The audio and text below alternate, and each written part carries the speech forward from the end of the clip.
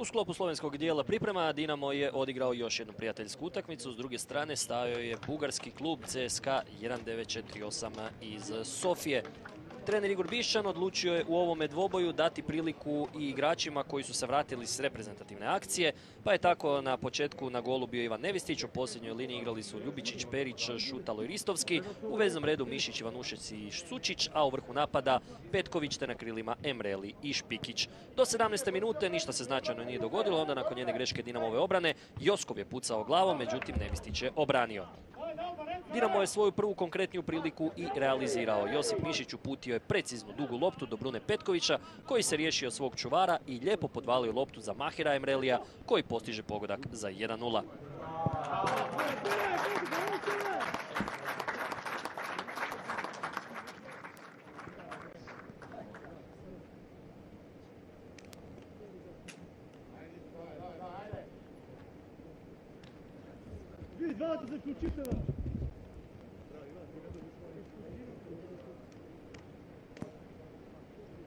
Dinamo je upao u jednu kratku crnu rupu u 23. i 24. minuti, što je rezultiralo dvama prilikama za Bugare. U 23. Nevistić čupa udarac Ruseva. A nakon kornera i odbijene lopte, Nevistić se još jednom istaknuo obranom, ovaj puta zaustavio je Pedrinja.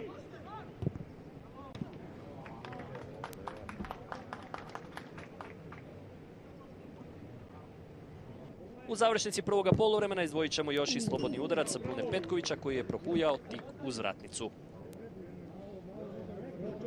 Brojne zamjene napravili su i jedan i drugi trener na početku drugog dijela, a u 49. minuti Dinamo je podebljao vodstvo, Špikić je oduzeo loptu, a Josip Drmić, koji je ušao na poluvremenu, zabio za 2:0.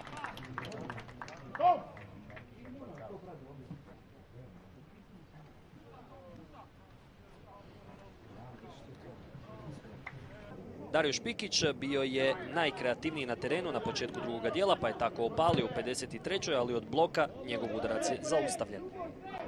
Ipak u 57. minuti nije bilo lijeka za Špikića. Moharami, koji je također ušao na poluvremenu, dao je loptu za krilnog igrača Dinama, koji izlazi oči u oči s bugarskim vratarom i zabija za 3:0.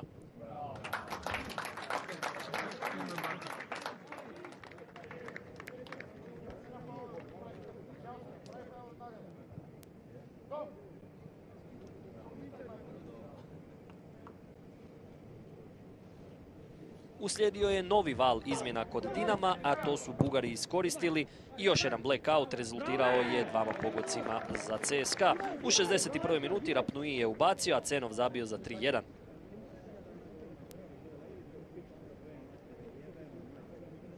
Da bi u 64. minuti nakon nespretne situacije Moharami postigao autogol i smanjio rezultat na 3:2.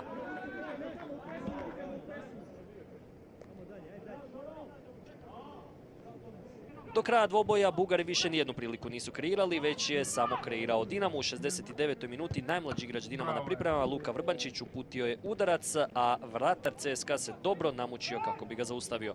U 72. minuti Moharami je proigrao još jednu mladu nadu Dinama, Frana Topića, međutim vratar Naumov je i njega zaustavio.